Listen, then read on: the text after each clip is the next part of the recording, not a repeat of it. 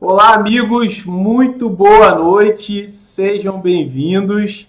E hoje, graças à bondade dele, disponibilidade, estou tendo aqui a oportunidade de trazer para vocês essa fera aqui para falar um pouco sobre a uso capião extrajudicial. Se você ainda não é inscrito no meu canal, eu já vou pedir para você se inscrever no meu canal, tá? Para que você possa ter acesso aos conteúdos que a gente tem aqui. E também em relação ao livro, tá, do Dr. Francisco Nobre, esse livro, ele está aqui, o link do livro dele está na descrição, tá, aqui do meu vídeo.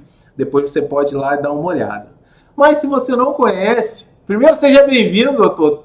Um grande prazer estarmos juntos aqui hoje, uma felicidade enorme para mim. Obrigado, Marcelo. Prazer é todo meu.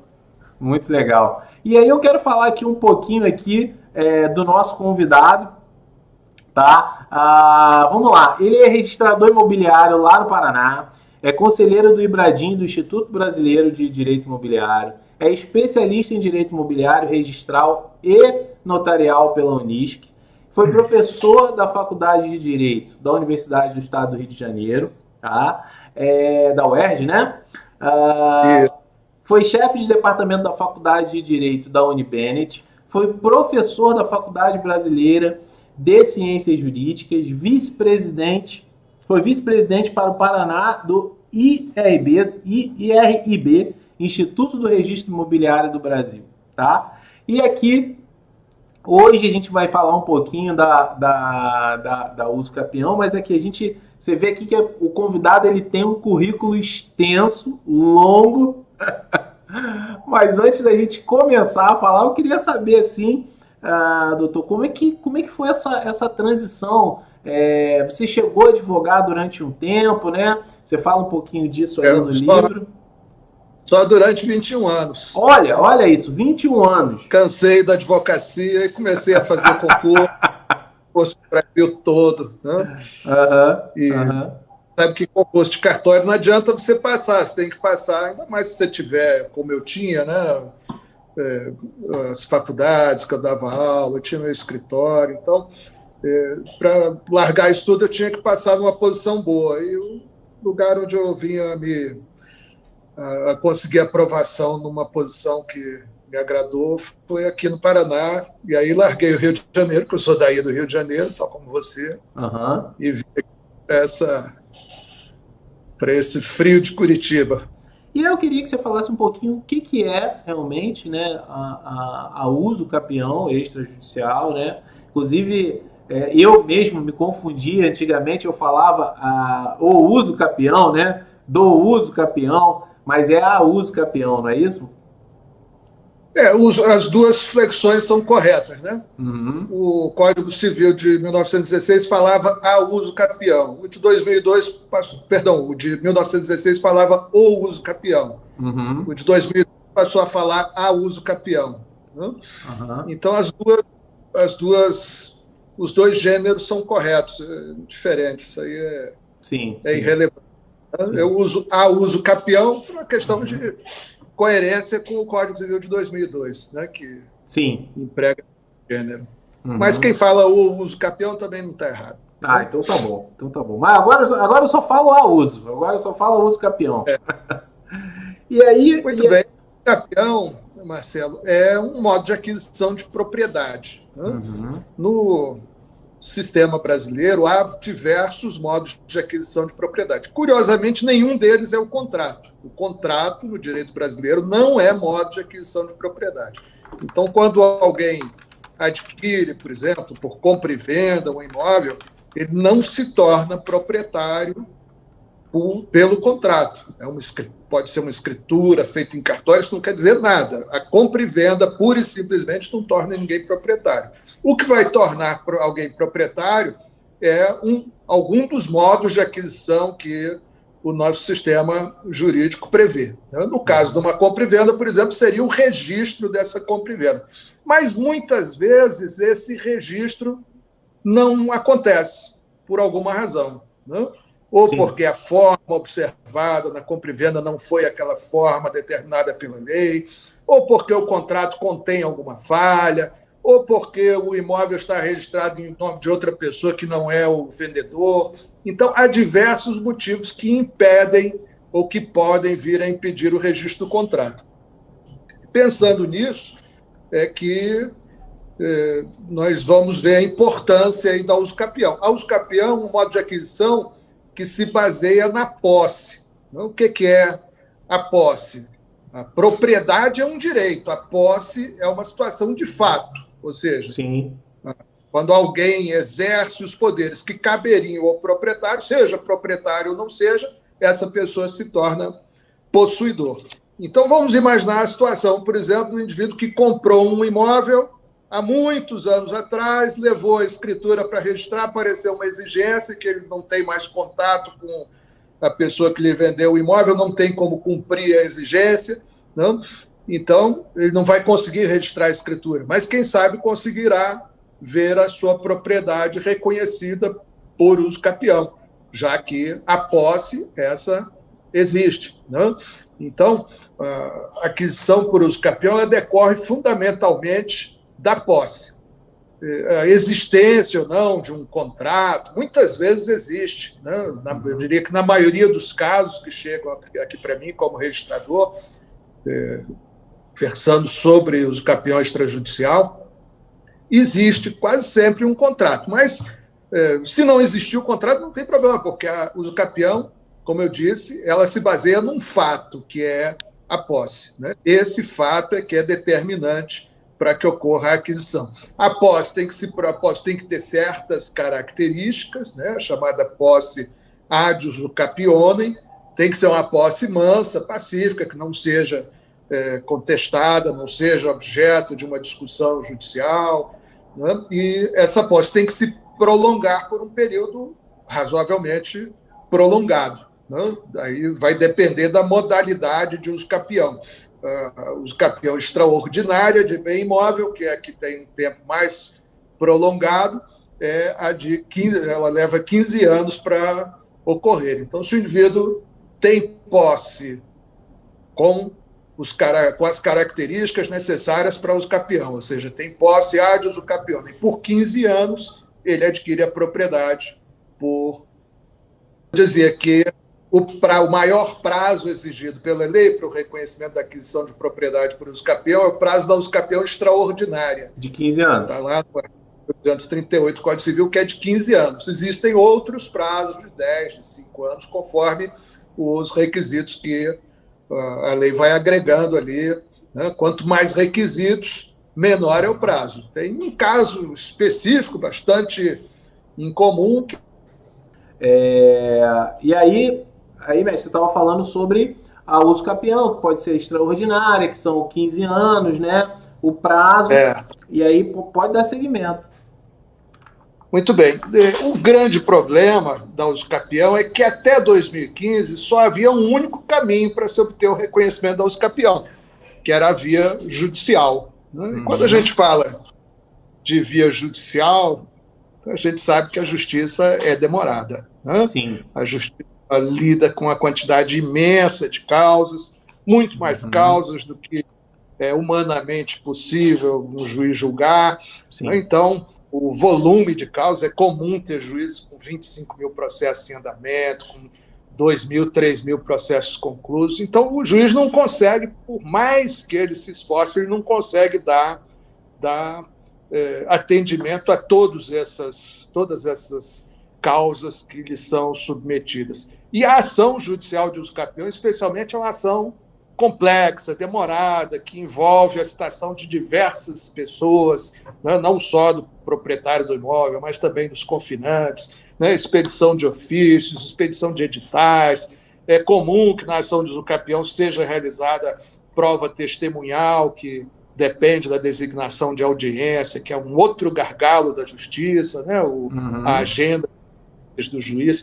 Então, a ação de usucapião é uma ação, por natureza, problemática, mais problemática do que outra ação judicial qualquer. Né? Então, não é nada espantoso a gente ver que existem, às vezes, processos judiciais de usucapião correndo há 5, a 10, a 15, a 20 anos Não, outro dia o pessoal estava até fazendo a piada aí com o caso da Princesa Isabel, né, que o cliente perguntou para o advogado, né, meu processo vai ser julgado. Ele falou, já julgaram da Princesa Isabel, da Princesa Isabel.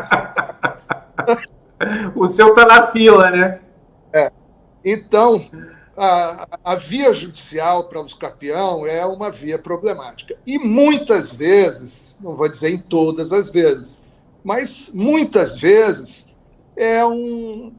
vamos dizer assim, que é um mau emprego dos recursos do Poder Judiciário, porque é muito comum que a ação de usucapião tenha o réu citado por edital, né, seja em seguida nomeado um curador especial para defendê-lo, depois esse processo segue todo ali a revelia. Então, é muito comum que a ação de usucapião seja utilizada como recurso que o adquirente tem para conseguir o reconhecimento da propriedade, porque ele não tem mais contato com o proprietário tabular do imóvel, com aquele que consta como proprietário no registro de imóveis. Não? Sim. Então, em função disso, se concebeu, em boa hora, a ideia da usucapião extrajudicial, que só pode ser utilizada, vamos, desde logo, para quem não conheceu o assunto aí, vamos já mostrar essa limitação. A usucapião só pode ser utilizada na via extrajudicial quando não há litígio. Então, se o advogado percebe que vai haver oposição de alguém, do proprietário, né, ou de algum titular de direito do imóvel, se o advogado percebe que a questão não é pacífica, que vai surgir mais à frente uma impugnação, talvez seja mais adequada a via judicial, né, porque a via extrajudicial essa só vai ter sucesso com tranquilidade se não houver nenhum tipo de impugnação, certo? Uhum. Mas o fato é que em muitas questões de usucapião não tem impugnação. Nós temos hoje aí colegas pelo Brasil que já fizeram mais de 100 usucapiões extrajudiciais. E a grande vantagem, chegamos lá então, a enorme vantagem da via extrajudicial é a sua celeridade. Um pedido de usucapião extrajudicial, normalmente, ele tem uma tramitação de 6 meses dentro do registro de imóvel, média. Uhum. Pode ser um pouco menos, um pouco mais, mas vamos dizer que um pedido de usucapião que ultrapasse 1 ano já é algo assim, um tanto incomum. Uhum. Claro que há situações em que há exigências um pouco mais difíceis, de cumprimento, etc., mas é difícil a tramitação de um procedimento extrajudicial de usucapião ultrapassar 1 ano e pouquinho, no máximo. 1 ano e meio no máximo. Diferentemente do que acontece na justiça, em que 1 ano, provavelmente ainda nem saíram os mandados. Eu já ouvi falar numa estimativa de que cerca de apenas 30% dos imóveis são regularizados, realmente estão registrados em nome de quem deveriam estar registrados. Uhum. Então, nós temos aí 2/3 dos imóveis do território nacional, ou que não tem registro nenhum, ou que estão registrados em nome de outras pessoas que deveriam estar, né? Uhum. A maioria dos imóveis podendo ser regularizada pela via da usucapião. Não vamos esquecer de falar também da REURB. Né? REURB Sim. também é um instrumento poderoso para regularização de imóveis. Só que a REURB ela depende fundamentalmente da prefeitura. Né? Uhum. Então, se a prefeitura se dedicar, se tiver, entre aspas, aí, vontade política, a REURB pode resolver uma quantidade muito grande de casos de irregularidade. Né? Uhum. Mas se a gente sabe como é que é a administração pública, especialmente a municipal, né? Daqui a pouco muda o prefeito, aquele núcleo de regularização fundiária que estava ali é desfeito, as pessoas são afastadas e substituídas por outras inexperientes, e isso tudo leva a um processo um tanto lento e de andamento incerto. Né? Mas a REURB é também um instrumento bastante poderoso de regularização fundiária. Pode pesquisar aí no Não, acho que foi. Não sei se vai conseguir. Ó, pronto. Muita gente, são muitos imóveis que estão aí pendentes de regularização e que a uso capião poderia ser utilizada nesse sentido, a uso capião extrajudicial, obviamente observando todos os requisitos. Eu vi até outro dia um post seu falando sobre a retificação de perímetro, que é uma coisa também, a gente não vai abordar muito esse tema hoje aqui, mas é uma outra coisa também que serve não é uso capião, mas que serve também para regularizar ali questões que advêm de repente, de alguma irregularidade ali na metragem do imóvel. Achei incrível, a gente pode até vir falar sobre isso numa próxima oportunidade. Muito bem. O procedimento previsto pela lei para uso capião extrajudicial, ele estabelece que o requerimento que vai ser apresentado ao registro de imóveis, ele deve ser instruído com vários documentos, dentre eles a ata notarial, lavrada pelo tabelião do município ou da circunscrição, ali onde se situa o imóvel. Né? Uhum. Então, vamos dizer que o procedimento, tecnicamente, só começa no registro de imóveis, mas há essa fase que é pré-procedimental, a elaboração da ata notarial. Então, o interessado no uso capião extrajudicial, ele vai primeiro ao tabelionato de notas, né? É outra especialidade, não é o registro de imóveis, ainda que em muitos lugares, em alguns estados, haja delegatários que exercem as duas atividades em conjunto, né, acumuladas, mas o tabelionato de notas, em princípio, é outro cartório. Né?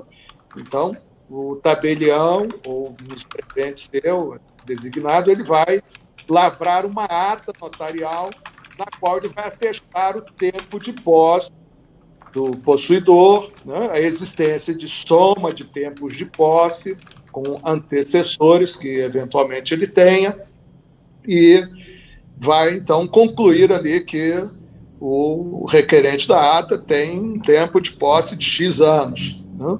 E, a partir da emissão da ata notarial, que é um documento indispensável para se formular o requerimento perante o registro de imóveis, então, com essa ata notarial, o advogado vai elaborar o seu requerimento, vai juntar outros documentos que a lei e o provimento 65 do CNJ prevêem, né?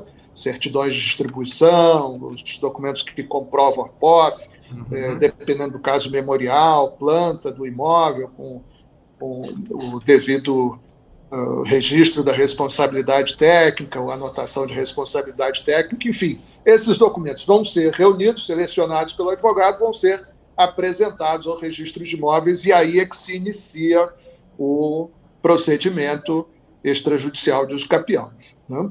O que, às vezes, acontece é que o interessado, ao comparecer no tabelionato de notas para lavrar a ata notarial, já se depara ali com uma negativa da lavratura da ata pelo tabelião, porque o tabelião não entende que não há posse ad usucapione, ou que o bem é inadequado ao usucapião. Né? Então, há vários motivos que podem levar à não lavratura da ata notarial. Né?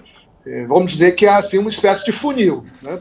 A primeira etapa desse funil é o próprio advogado. O advogado, que é indispensável ao requerimento da usucapião, ele já vai selecionar os casos em que é viável ou não a apresentação do pedido de usucapião.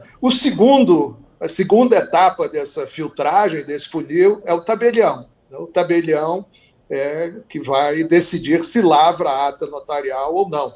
A terceira etapa será o oficial de registro de imóveis. E a gente pode dizer até que há uma quarta etapa, se o oficial de registro de imóveis entender que não cabe o usucapião, ainda é possível, através de um procedimento administrativo, chamado procedimento de dúvida, se ter essa decisão do registrador de imóveis revisada pelo juiz da vara de registros públicos. Né? Então, vamos entender que esse procedimento ele vai se afunilando. Né? Normalmente, ordinariamente, ele vai terminar no registro de imóveis, com o registro da usucapião, mas pode até acontecer, né?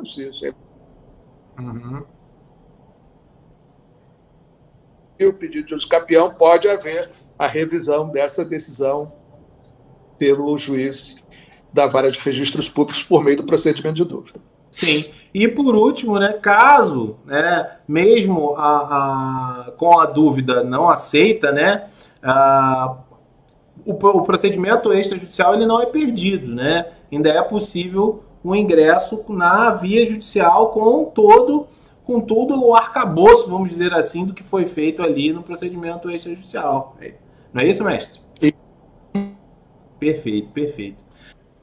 O Alexis mesmo, que você mencionou, que é o oficial do Registro de Imóveis na capital do Rio de Janeiro, ele me disse que fez o escapeão de um imóvel de uma indústria enorme. Revelou qual era a indústria. É uma indústria de grande porte que não tinha o seu imóvel regularizado e regularizou por escapeão. Né? Às vezes, quem está de fora tem a impressão que o escapeão é uma coisa destinada a imóveis de baixa renda, etc. Sim. Mesmo já fiz o escapeão no meu cartório aqui, que não é um município tão rico assim, né? Um dos municípios mais pobres aqui da região metropolitana de Curitiba. Já fiz imóvel de 2 milhões, de 3 milhões. Né? Então, a escapeão ela não se destina absolutamente apenas a imóveis de baixa renda ou apenas a imóveis residenciais. Qualquer tipo de imóvel pode ser objeto de um escapeão. Né? Então, eu diria até que é mais fácil quando o pedido é de um escapeão de um estabelecimento comercial, por exemplo. Eu tive um caso aqui no meu município, que era uma loja que todo mundo sabia, uma loja de material de construção, a mais antiga do município, estava lá, né? E ninguém tinha dúvida sobre a existência de posse e o tempo de posse, mais de 20 anos de posse. Era uma situação tranquilíssima ali para a gente reconhecer o escapeão. Né? Então, pode ser imóvel comercial, pode ser imóvel industrial, né? Pode ser terreno. O terreno, às vezes, tem uma dificuldade maior de se comprovar a posse, porque a posse, como eu já disse, é uma situação de fato. Né? Então, se o terreno estiver estampado, não tiver uma casa, um morador, vai ter que haver uma demonstração da existência de posse por alguma forma. Certo? Mas o escapeão também de igreja, né? A prefeitura está tentando fazer o escapeão de algumas escolas municipais aqui, porque às vezes o município ele tem ali o órgão instalado, né? A secretaria, ou a escola, ou o posto de saúde, etc., e aquele imóvel onde o órgão municipal está instalado não tem registro no registro de imóveis. Né? E isso pode ser resolvido pelo escapeão, né? Ou seja, até a pessoa jurídica de direito público pode ser requerente de escapeão. Muito legal, muito legal. As pessoas realmente elas fazem uma grande confusão. A gente sabe que tem muitas modalidades da uso capião, mas as pessoas elas fazem essa grande confusão aí. Que é uso capião, roubar o imóvel de alguém. Eu canso de falar que não tem nada a ver com isso, né? Até porque o direito ele tem um ditado, né, que todo mundo, quem é da área conhece, que o direito ele não socorre aos que dormem, né? Então, se você tem uma propriedade, você quer evitar essa uso capião, tem os meios legais, né? Você pode utilizá-los aí livremente, que a própria legislação nos permite. Agora, uma outra coisa também, tá, bem interessante, a gente até comentava aqui um pouco antes de começar, nos bastidores, duas questões na verdade, né, que são o uso capião. Eu, por exemplo, trabalhei durante muitos anos com imóveis do SFH, financiados, né, pelo Sistema Financeiro de Habitação. Então, a gente sabe aí também, como você atua no direito imobiliário também, né, mestre? Então, com certeza aí você sabe aí que essas ações eram complicadíssimas, eram impagáveis, o saldo devedor, por conta dos planos econômicos, né, plano Collor e tal, tornava o saldo devedor impagável e algumas pessoas tentaram ingressar com a uso capião, né, nesses imóveis de SFH, que enfim, antigos, né, bem antigos, né, Mas como é que queria que você falasse um pouquinho dessa questão aí, que agora você até me falou uma coisa que eu mesmo não sabia, que era a possibilidade de um órgão público requerer o uso capião extrajudicial. Muito bem. A uso capião de imóveis vinculados ao SFH, ela vem sendo entendida como inviável pela jurisprudência do Superior Tribunal de Justiça. O Superior Tribunal de Justiça tem uma jurisprudência que provém principalmente. Então, eu ia dizendo que foi se formando, primeiro na Justiça Federal de primeira instância, né, que é quem ordinariamente julga as causas que envolvem a Caixa Econômica Federal, que é o principal agente financeiro da SFH, e depois isso foi se consolidando nos tribunais regionais federais, e finalmente hoje a gente tem uma jurisprudência bastante definida, bastante assente no Superior Tribunal de Justiça. Isso. E eu dizia que a jurisprudência do Superior Tribunal de Justiça hoje está bem consolidada, no sentido de que não é possível os capião de imóvel vinculado ao SFH. Sim. Só é possível os capião desse imóvel a partir do momento que ele se desvincula do SFH. Então, quando for paga a dívida, enfim, que o imóvel tem no SFH, a partir daí, obtendo-se a quitação passada pela Caixa Econômica ou por outro agente financeiro, o imóvel pode ser usucapido. Mas, se o imóvel tiver uma dívida no SFH, ou se for retomado em função do não pagamento dessa dívida, não é possível usucapião. Vamos lá. Esse é um tema realmente bastante controverso e pouco conhecido, e muita gente tenta encontrar caminhos aí e se perde. Né? Em primeiro lugar, os imóveis da faixa de marinha e os acrescidos de marinha são imóveis públicos, por definição constitucional. A nossa Constituição que diz que o imóvel que está na chamada faixa de marinha, que é a faixa de 33 metros na horizontal, em direção ao continente, marcada a partir da linha do pré-mar médio de 1831. Então, você vê que já o conceito já é bastante complicado. Não? Sim. E os imóveis que resultaram de aterros ocorridos após 1831 são os chamados acrescidos de marinha. Tanto os imóveis da faixa de marinha como os acrescidos de marinha são imóveis públicos. Não? Sim. Agora, esses imóveis eles podem ser submetidos a um regime enfitêutico. O que é a enfiteuse? Que parece nome de remédio, né? De doença. De enfiteuse, tão jovem. Parece o nome daquelas tias lá, enfiteuse, sua tia avó. Enfiteuse Maria da Silva. A enfiteuse é um modo muito peculiar de distribuição dos direitos da propriedade, né? Em que a essência da propriedade fica nas mãos do senhorio direto. E toda a parte econômica da propriedade, inclusive até a possibilidade de disposição, fica em mãos do enfiteuta. Né?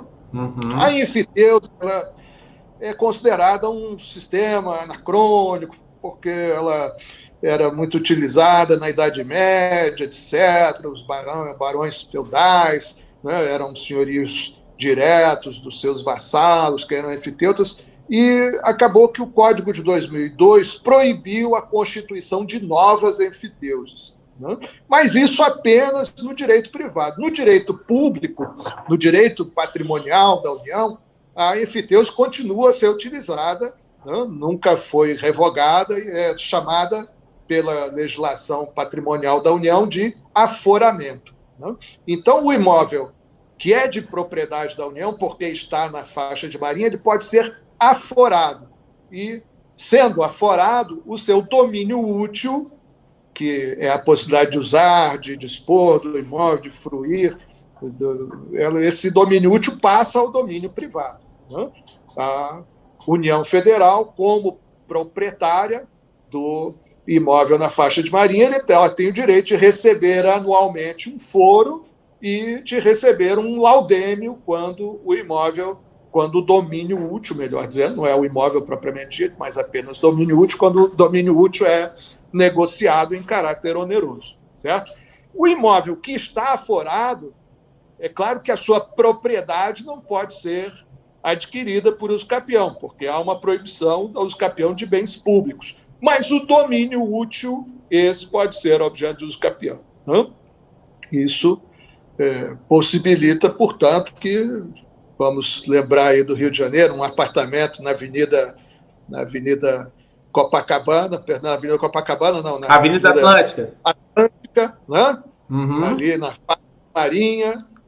Esse apartamento, por mais que não pareça, ele é de propriedade da União, o que aquela pessoa que acredita ser dono do apartamento tem é o domínio útil, não tem o domínio direto. O domínio direto é da União. Né? Esse apartamento pode ser usucapido. O que será usucapido? A propriedade do apartamento? Não, porque essa é da União. O que será usucapido será o domínio útil. A grande questão é que nem todos os imóveis da faixa de Marinha estão regularizados mediante aforamento. Alguns estão num regime que é próprio dos imóveis federais, que é o de ocupação. O que é ocupação? Uma espécie de reconhecimento da detenção do imóvel da União pelo particular. A ocupação não gera direito, em princípio, né? Mas, mesmo assim, algumas normatizações correcionais de alguns estados do Brasil admitem a possibilidade de imóveis em regime de ocupação terem essa ocupação registrada na matrícula, que já me parece inadequado, mas é o entendimento de alguns estados, e, uma vez registrada, essa ocupação poderia ser objeto de usucapião. Isso é colocado mais ou menos dessa maneira na normatização regulamentar, na normatização da Corregedoria de Pernambuco, né? E não sei se isso se reproduz em outro estado, não me recordo agora. Mas em Pernambuco tem uma previsão sobre os imóveis em regime de ocupação serem também passíveis de usucapião, o que tecnicamente me parece incorreto, mas, enfim, se esse é o entendimento da Corregedoria lá, pode ser aplicado dessa maneira. A gente vê que em diversas questões, a gente estava falando um pouco mais cedo do condomínio edilício nos bastidores, era isso que eu queria falar, do condomínio edilício não instituído, né? A gente vê que em algumas questões há uma disparidade, né? Entre os estados, né? Entre o próprio provimento 65 do CNJ, né? A gente ainda não conseguiu unificar os entendimentos ainda de forma unânime, né, na questão extrajudicial, principalmente quando a gente está falando do usucapião aí, em diversos aspectos, né, mestre? O provimento 65 ele tem um alcance nacional, já que ele foi expedido pelo Conselho Nacional de Justiça. Né? Então, eu pessoalmente entendo que a regulamentação expedida pelo Conselho Nacional de Justiça ela se sobrepõe e revoga qualquer regulamentação de unidade da federação, de corregedoria de unidade da federação. Mas o fato é que nem sempre essas regulamentações são harmônicas, né? Por exemplo, nós temos estados como São Paulo e depois Bahia que prevêem a possibilidade do registrador analisar impugnações, né? Enquanto que o provimento 65 não prevê isso, né? Então, há aí um espaço que ainda, com certeza, será objeto de evolução no entendimento jurídico sobre a usucapião nos próximos anos, né? Por enquanto, eu diria que o provimento 65 ele predomina sobre qualquer regulamentação estadual. No que diz respeito especificamente aos condomínios edilícios irregulares, o provimento 65 é muito claro no artigo 7º, dizendo que o imóvel que seja objeto de um condomínio de fato, de um condomínio edilício não regular, ele pode ser usucapido. É claro que isso aí traz uma série de dificuldades para o registrador, especialmente se não houver uma documentação que possibilite identificar com precisão quais são as áreas comuns, qual é a fração ideal, etc. Mas o fato é que o provimento deixa isso claro, que é possível. Né? Sim, sim. Certo? Sim. E outra questão também, a gente já está aqui caminhando para o fim da nossa live, é que até surgem algumas dúvidas também nesse sentido, são das áreas comuns, né? Isso acontece muito aqui no Rio, não sei aí em Curitiba como é, principalmente em alguns imóveis antigos ali da Zona Sul, no Catete, Botafogo. Acaba que o morador de uma determinada unidade, ele acaba acrescendo à unidade dele uma área que era de uso comum do condomínio, né? A uso capião, ela também pode ser utilizada, é permitida nesse sentido, né, de área comum de condomínio?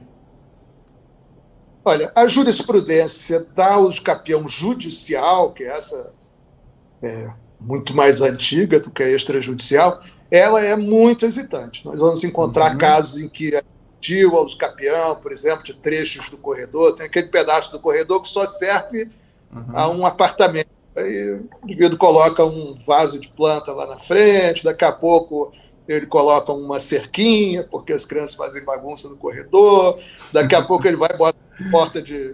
Daqui a pouco ele bota uma parede de alvenaria ali, uma porta com chave, incorpora aquilo ao seu apartamento. É isso mesmo. Pois é, mas isso acontece, né? Sim.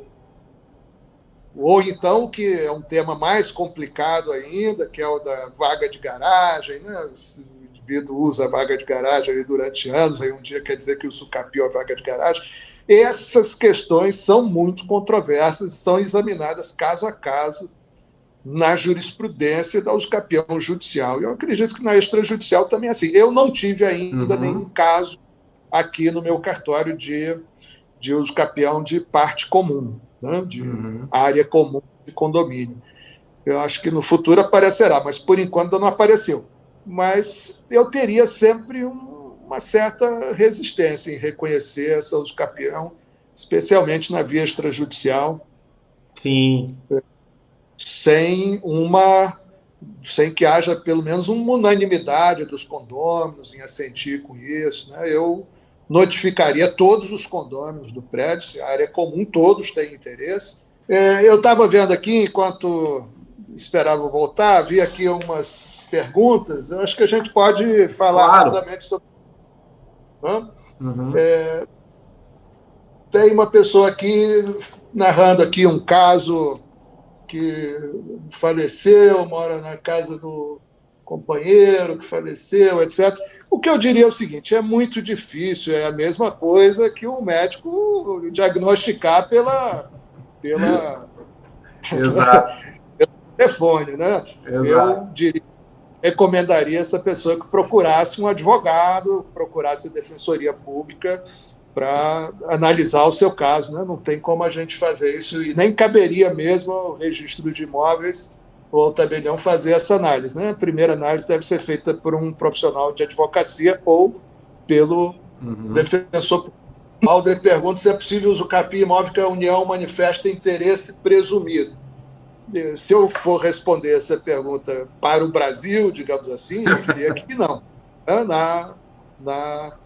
Na usucapião extrajudicial não pode haver nenhum tipo de impugnação e não cabe, em princípio, ao registrador analisar o conteúdo da impugnação. Em São Paulo, como eu disse ainda há pouco, tem uma regulamentação correcional um pouquinho diferente. As normas de São Paulo prevêem, em alguns casos, a análise do motivo da impugnação pelo registrador, né? Mas... em princípio, se a União, num caso meu aqui, se a União diz que tem interesse no imóvel, isso aí já bloqueia a possibilidade de usucapião extrajudicial por si próprio, né? Aqui o cartório de Iraí pergunta se é possível o usucapião de imóvel, usucapião extrajudicial de imóvel rural com registro de penhora. Bom, sobre a penhora, o provimento 65 tem uma previsão específica, dizendo que a penhora ou outras constrições legais não impedem o usucapião. Eu tenho uma opinião pessoal no que diz respeito à penhora da Fazenda Nacional. Essa torna o bem indisponível. Então, eu só faço uso capião, eu, como registrador, só faço uso capião de imóvel gravado com penhora da Fazenda Nacional, se houver o levantamento dessa penhora, né? Ou se, pelo menos, houver autorização expressa do juízo da execução, dizendo que a uso capião pode prosseguir, né?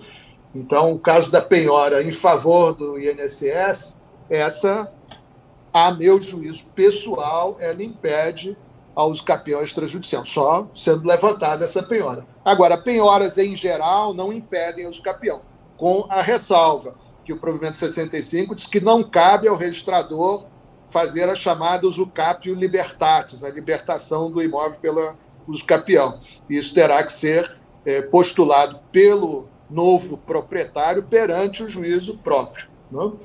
Então, a franquia que a lei dá ao registrador de reconhecer a aquisição de propriedade não alcança o levantamento de penhora, por mais que a uso capião seja, tanto na via judicial como na via extrajudicial, um modo originário de aquisição de propriedade. Imóvel rural, Luci Berton nos pergunta aqui, imóvel rural inferior ao módulo, é possível uso capião? Eu também tenho entendimento que não, a não ser que esse imóvel rural já tenha matrícula própria. Se já tiver matrícula própria, já tiver CCIR, né, porque uma das exigências para o registro do uso capião extrajudicial em imóvel rural é a apresentação do CCIR e do CAR, o artigo 19 do provimento 65. Né? Então, se o imóvel, às vezes o imóvel, mesmo sendo inferior ao módulo, já tem matrícula própria, já tem CAR, já tem CCIR, né? Então, nesse caso é possível. Se não, não. A subdivisão de imóvel rural em dimensão inferior ao módulo por meio da uso capião, essa não me parece viável, né? E quem mais? Alguém perguntou mais alguma coisa? Gil perguntou aqui, é possível levantar a enfiteuse em terreno de marinha? A pergunta aí já fugiria um pouco da uso capião, né? Em terreno de marinha, eu entendo que não. Eu sempre vejo aí falando, o governo especial toda hora fala que vai vender os imóveis de marinha, que não sei o quê, o dia que o governo vender, mas para mim eu entendo que seria necessário uma emenda constitucional para dizer que esses imóveis, porque os imóveis de marinha, por definição constitucional, são de propriedade da União, né? Então, a essência da propriedade, o máximo que se pode fazer é constituir o direito real máximo que existe, que é o aforamento, né? Mas que é direito real de terceiro, né? A União deixar de ser proprietária do imóvel de marinha, no nosso sistema constitucional atual, não vejo como. Sim, perfeito. Como fica, Dalvin Afonso pergunta aqui, como ficam os imóveis sem procedência registral? Essa é uma questão interessante, né? Pode acontecer do imóvel não ter registro anterior? Pode. Não sei por que muita gente acha que todos os imóveis do território nacional têm registro. É verdade. Deus criou o mundo, mas não criou o registro de imóveis junto. Não? Sim, muito bom. Foi criado muito tempo depois. No Brasil, o registro só passou a ser obrigatório com o Código Civil de 1916. Né? Então, é perfeitamente possível que existam imóveis que estão lá intocados, nunca constaram nem de uma matrícula, nem de uma transcrição antiga, etc. E esses imóveis podem ser usucapidos? Podem, não há nenhum problema. A grande dificuldade é identificar quando o imóvel não tem registro anterior. Eu diria que nas áreas urbanas isso é muito improvável. Nas áreas rurais pode ser mais fácil de acontecer, mas ainda assim será sempre uma tarefa bastante hercúlea demonstrar que o imóvel não tem registro anterior. Certo? O cartório Naviraí pergunta ali, para os capião, o imóvel deve estar livre de constrições, hipotecas cedulares, penhoras. Nós já falamos que não. O provimento 65 diz que as constrições judiciais não impedem o uso capião. A única restrição que eu faço é quanto às restrições, quanto às constrições que importam em tirar o imóvel do comércio, né? Então, uma verbação de indisponibilidade, um penhor cedular, né? Ou uma hipoteca cedular, melhor dizendo, ou uma penhora da Fazenda Nacional, esses são casos em que o imóvel fica fora do comércio. E aí, a meu ver, ele não é mais res habilis, não é mais coisa adequada ao uso capião, a não ser que a Constituição seja levantada. Certo? Perfeito. E eu acho que é isso, né? A ata notarial só pode ser feita no cartório da cidade do imóvel. O provimento 60, a lei não tem essa regra, mas o provimento 65 impôs essa limitação. Somente o tabelião do município pode lavrar a ata notarial. Né? A única exceção que o provimento abre é quando o imóvel se situa em mais de um município. Quando ele se estende por mais de um município, aí a ata será lavrada pelo tabelião onde está a maior parte em área do imóvel. Né? Fora essa situação excepcional, a ata notarial só pode ser lavrada por um tabelião do município. Às vezes o município tem vários tabeliães, né? Tem município que tem 40 tabeliães. Então, qualquer um deles pode lavrar a ata. Tem que ser. Pode ser lavrado fora do município é alguma ata notarial complementar. Né? Isso não está proibido. Então, por exemplo, vai se lavrar uma ata notarial complementar para ouvir uma testemunha. O provimento 65 permite que sejam ouvidas testemunhas em ata notarial de uso capião. Né? Então, vai fazer uma ata notarial complementar. Aí pode ser em outro município. Mas a ata notarial de uso capião, a principal, tem que ser do município onde se situa o imóvel. Perfeito. Agora tem até uma pergunta minha, tá? Curiosidade, você já fez já registrou alguma uso capião aí de imóvel sem matrícula aí? Já. Olha só. Registrei uso capião de imóvel sem registro anterior. Muito legal, muito legal. E aí é aberta uma matrícula, não é isso?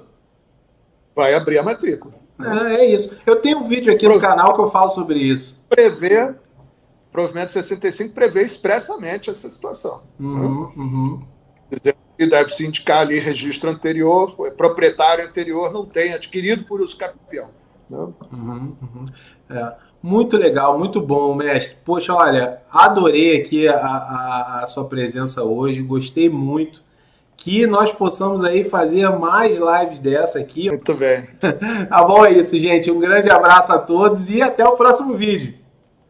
Um abraço, Marcelo. Um abraço a todos. Valeu, mestre.